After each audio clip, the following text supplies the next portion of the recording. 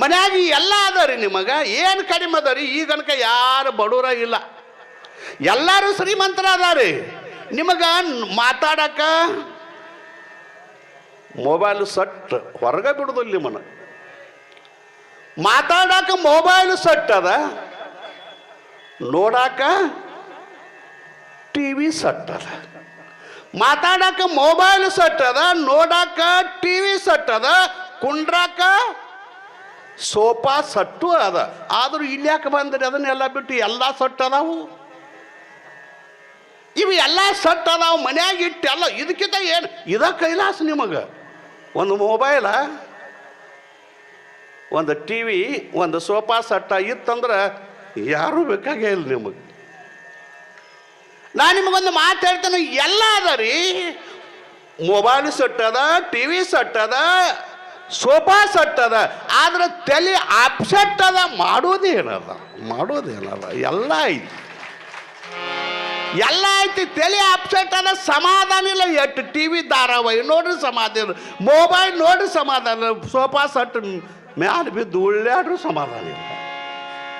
ಆ ಸಮಾಧಾನ ಎಲ್ಲಿ ಸಿಗ್ತದ ಅಂದ್ರೆ, ಎಲ್ಲಿ ಮಹಾತ್ಮರದಾರ, ಎಲ್ಲಿ ಮಠ ಅದ, ಎಲ್ಲಿ ಮಂದಿರ ಅದ, ಅಲ್ಲಿ ಬಂದು ಒಂದು ತಾಸು ಕೂತ್ರ ಶಾಂತಿ ಸಿಗ್ತದಂತ. ಅಂಥದ್ದೆಲ್ಲ ಬಂದು ಕುಂತರ್ಲ. ಇದು ಸಾಧು ಮಿಲನ, ಮಹಾತ್ಮರ ಸಂಘದ ಪ್ರಭಾವ ಇದು, ಶಿವಯೋಗಿಗಳ ಸಂತರ ಪ್ರಭಾವ ಇದು. ಈಗೆಲ್ಲ ನೀವು ಇದ್ದವ್ರು, ನಾವು ಸ್ವಾಮಿಗಳಟ್ಟ ಅಲ್ಲ, ನೀವೆಲ್ಲರೂ ಶರಣರು. ಎಲ್ಲಿ ಪಾರಮಾರ್ಥದ ಅರಿವು ಅದ, ತತ್ವದ ಅರಿವು ಅದ, ಆಚಾರ ಎಲ್ಲದ ಅರಿವು ಆಚಾರ ಉಳ್ಳೊಡೆ ಶರಣ. ಅವರು ಸಂಸಾರಿ ಆಗಲಿ, ಬಸವಾದಿ ಶರಣರೆಲ್ಲ ಸಂಸಾರಿಕರ ಹೌದಲ್ಲ, ಅವರು ಶರಣರು ಅನಿಸೋದ್ರಲ್ಲ. ಯಾರಲ್ಲಿ ಒಳ್ಳೆಯ ಗುಣಗಳದ, ಮಾನವೀಯತೆಯ ಗುಣಗಳದವಲ್ಲ, ನಮ್ಮ ತಾಯಿಗಳು, ನಾವು ತಂದೆಗಳು ಇಲ್ಲಿ ಬಂದು ನಿಮ್ಮ ಮನಸ್ಸು ಇಲ್ಲಿ ಬಂದು ಕುಂಡ್ರಾಕ ಹಚ್ಚಿತೆ ಅಂದ್ರೆ ನಿಮ್ಮಂಥ ಶರಣರು ಯಾರೂ ಇಲ್ಲ. ನೀವೇ ನಿಜವಾದ ಶರಣರು. ಹಿಂಗೆ ಕೂಡೋದಕ್ಕೆ ಶರಣರ ಸಂಘ ಅಂತಾರೆ. ಇದು ಸತ್ಸಂಗ, ಇದು ಸಾಧು ಮಿಲನ, ಇದು ಮಹಾತ್ಮರ ಸಂಘ, ಇದು ಅಮೂಲ್ಯವಾಗಿರುವಂಥ ರತ್ನ ನಿಮ್ಮ ಜೀವನದೊಳಗೆ. ನೆನ್ಪಿಟ್ಟುಗೋರು ನಾ ಹೇಳೋದು. ನೀನು ಹೆಂಗೆ ಹೇಳಿಂದ ಕುಂಕುಮ ತಾಳಿ ಅವನ ಇದು ಎಲ್ಲರಿಗೂ ಬೇಕಾಗಿದ್ದು. ಅವು ಹೆಣ್ಮಕ್ಳಿಗೆ ಅಟ್ಟ ಇವತ್ತು ಎಲ್ಲರಿಗೂ ಬೇಕಾಗಿದ್ದು ಅಂತ ಮಾನವನಾಗಿ ನಾವೇನು ಹುಟ್ಟಿ ಬಂದೀವಲ್ಲ, ನಮ್ಮೆಲ್ಲರಿಗೂ ಬೇಕಾಗಿರುವಂಥ 5 ಮುತ್ತುಗಳು ನಮ್ಮ ಜೀವನ ಪಾವನ ಆಗೋದಕ್ಕೆ ಸಾಧು ಮಿಲನ ಅಂದ್ರೆ ನಿಮ್ಮ ಜೀವನ ಪಾವನ ಆಗ್ಬೇಕು. ನೀವು ಯಾರ ಸಂಘ, ನಿಮ್ಮ ಮಕ್ಕಳು ಹೆಂಗದಾರ, ನೀವು ಹೆಂಗದಾರ ತಿಳ್ಕೊಬೇಕಾದ್ರೆ ಇಟ್ಟ ನೆನಪಿಟ್ಕೋರಿ. ನಿಮ್ಮ ಮಕ್ಕಳು ಯಾರು ಸಂಘ ಮಾಡ್ಯಾರ ಅವ್ರಂಗನ ಅದಾರತ್ತ ತಿಳ್ಕೊರಿ. ಇಟ್ಟ ಆ ಸಂಘದ ಪ್ರಭಾವ ಹಂಗೆ ಮಾಡಿಬಿಡ್ತೈತಿ. ನಿಮ್ಮದು ತಪ್ಪಲ್ಲ. ಎಷ್ಟೋ ಚಲೋ ಅದಾನಂದ್ರೆ ಅವ್ರ ಸಂಘ ಮಾಡಿ ಮಾಡಿ ಮಾಡಿ ಅವ್ರು ತಮ್ಮಂಗ ಮಾಡ್ಕೊಂಡ್ಬಿಡ್ತಾವೆ. ಈ ಮಠಕ್ಕೆ ಹೋಗೋವ್ರ ಸಂಘ ಮಾಡ್ರಿ, ಗುಡಿಗೆ ಹೋಗೋವ್ರ ಸಂಘ ಮಾಡ್ರಿ, ಪುರಾಣ ಕೇಳೋವ್ರ ಸಂಘ ಮಾಡ್ರಿ. ಬರ್ರಿ, ಏ ತಂಗಿ ಬಾ, ಸ್ವಾಮಿಗಳು ಬಂದಾರ, ದೇವರ ಗುಡಿಗೆ ಹೋಗೋಣ ಬಾ, ವಾಲ್ಯವ ಅಂದ್ರೂ ನೀವು ಕರ್ಕೊಂಬರ್ತೀರಿ. ಧಾರಾವಾಹಿ ಬಿಟ್ಟು ಇಂದರೆ ಒಂದು ದಿವಸ ಬಾ, ಮುಕ್ತಾಯದ ಕೊನೆ ದಿವಸದ ಇಂದರೆ ಒಂದು 2 ಮಾತು ಕೇಳೋಣ ಬಾ ಅಂತ ನೀವಂತೀರಿ. ಬಾರು ಚಂದ ನಡೆದದ ದೇವಿ ಪುರಾಣ. ಇವತ್ತು ಒಂದು ದಿವಸ ಹೋತಂದ್ರೆ ನಾಳೆ ಅಲ್ಲಿ ಸಿಗೋದಿಲ್ಲ. ದೇವಿ ಗುಡಿ ಗಂಟೆ ಬಾರಿಸಿ ನಮಸ್ಕಾರ ಮಾಡೋದಕ್ಕೈತಪ್ಪ.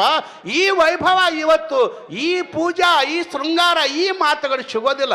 ನೋಡೋಣ ಬಾ ಅಂತ ನೀವು ಕರ್ಕೊಂಡು ಬರ್ತೀರಿ. ಎಂಥ ದುಷ್ಟದಾನಂದ್ರು ನಿಮ್ಮ ಸಂಘ ಮಾಡಿದರೆ ಕರ್ಕೊಂಡು ಬರ್ತೀರಿ ನೀವು. ಸಂಘದ ಮೇಲೆ ಮನುಷ್ಯ ಬದುಕ್ತಾನೆ. ನಾರದರ ದರುಶನದಿ ವಾಲ್ಮೀಕನಾದ. ಏನು ಸಂಘದ ಪ್ರಭಾವ ಇದು?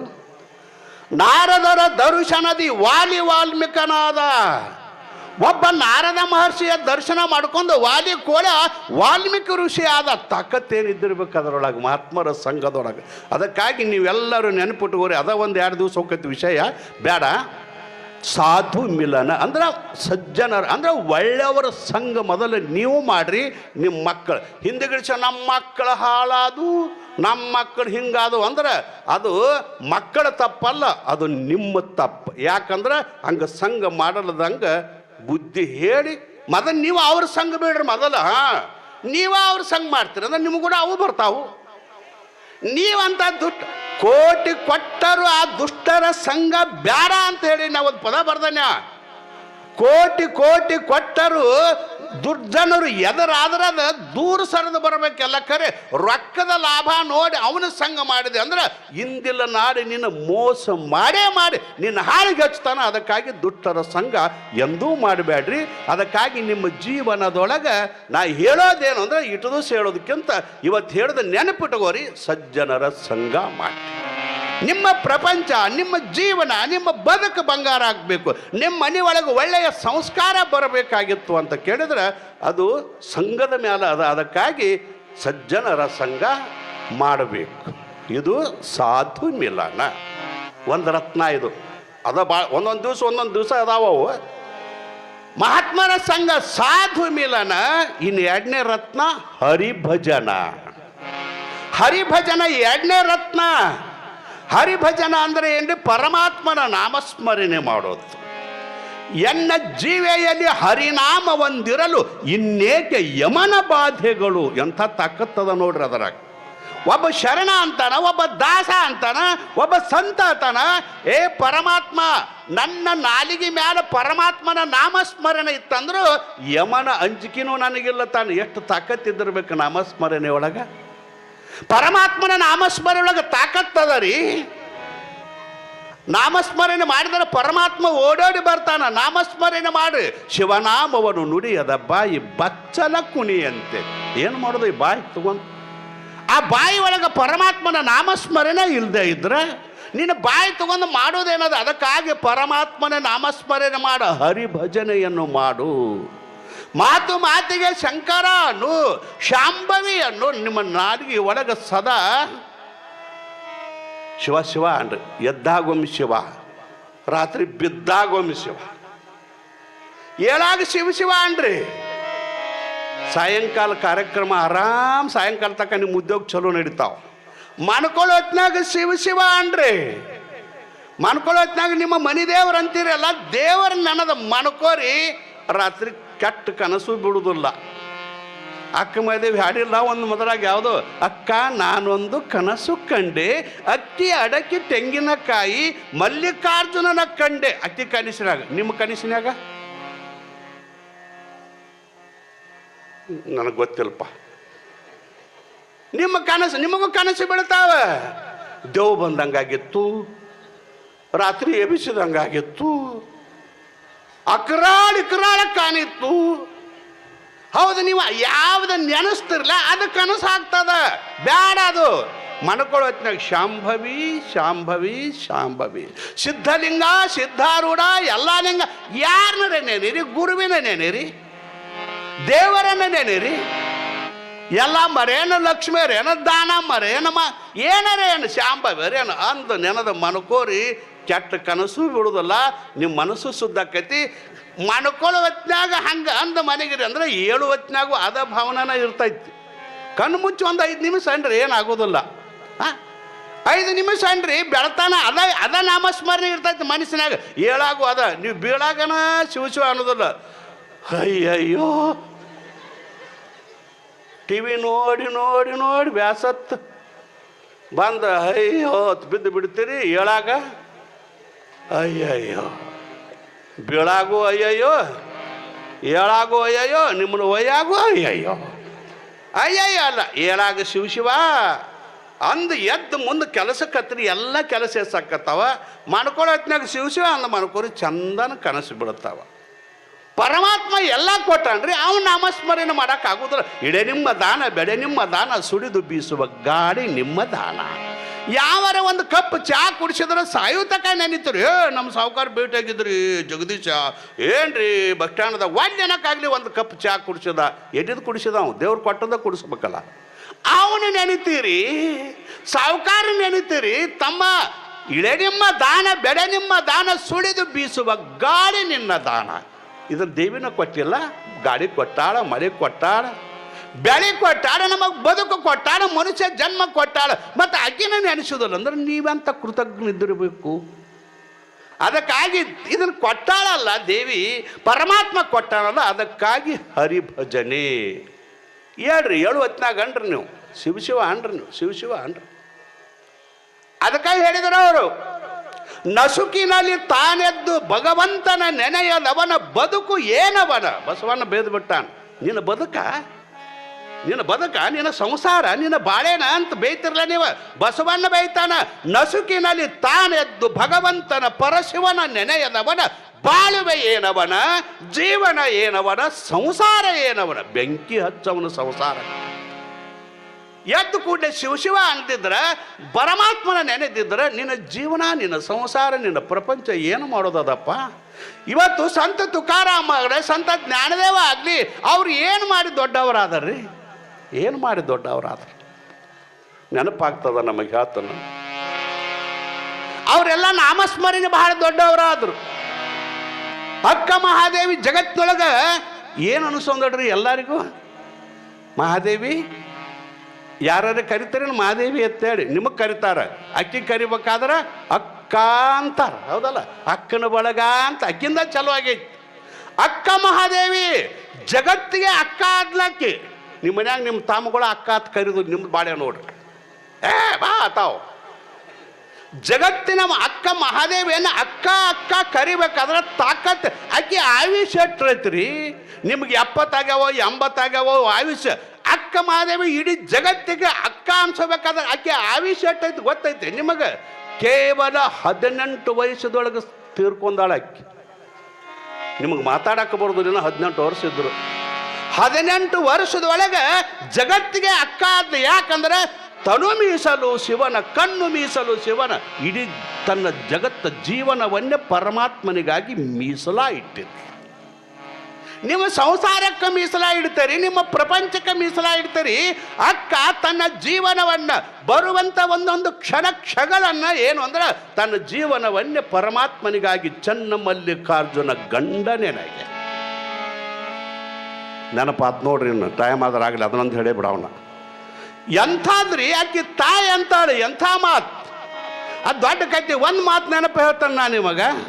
ಕೌಶಿಕನ ಲಗ್ನ ಆಗ್ತದಂತ ಮಾತು ತಗೊಂಡು ಹಾದ್ ಮದುವೆ ಆಗೋದಿಲ್ಲ, ಆದ್ರೆ ಆಗಬೇಕಂತೇಳಿ ಮಾತು ಮಾಡಿ ಕರ್ಕೊಂಡು ಹೋದವ. ಯಾಕಂದ್ರೆ ನೀ ನನ್ನ ಮದುವೆ ಆಗದಿದ್ರೆ ನಿಮ್ಮ ಅವ್ವ ಅಪ್ಪನ ಜೈಲ್ಗೆ ಹಾಕ್ತಾನಂತ ಕೌಶಿಕ ರಾಜ. ಆಕೆ ಕರಾರು ಮಾಡಿದ್ಲು. 3 ಕರಾರು ಮಾಡಿದ್ಲು ಮದುವೆ ಅಕ್ಕನ್ನ. ಆದ್ರೆ ನನ್ನ ಕರಾರು ಮುರಿಬಾರ್ದು.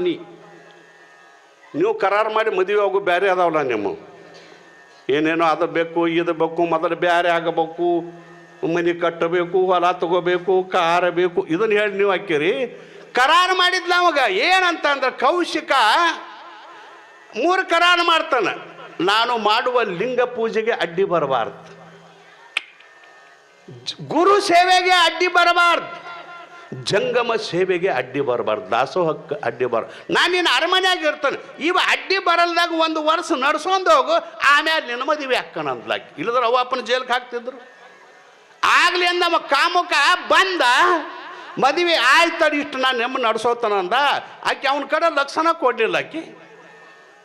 ಅವನ ಕಡೆ ಲಕ್ಷ ಕೊಡಲಿಲ್ಲ. ಬರೀ ಪೂಜೆ ಆಯ್ತು, ಗುರುಗಳ ಸೇವಾ ಆಯ್ತು, ಸಾಧು ಸತ್ಪುರು ಸೇವಾ ಆಯ್ತು, ಭಜನ ಮಾಡೋದಾಯ್ತು, ಮಲ್ಲಿಕಾರ್ಜುನ ಅಂತ ಲಿಂಗ ತೊಗೊಂಡು ಕೊಂಡ್ರಾಕಿ. ಅವಂದ ಇದನ್ನು ತೊಗೊಂಡು ಸುಡುಗಾಡ ನಾ ಏನು ಮಾಡಲಿ ಅಂದ. ಮತ್ತಿಟ್ಟು ಮಾಡೋದಾದ್ರೆ ಇದನ್ನೇ ಮಾಡೋದೈತೆ ಅಂದ.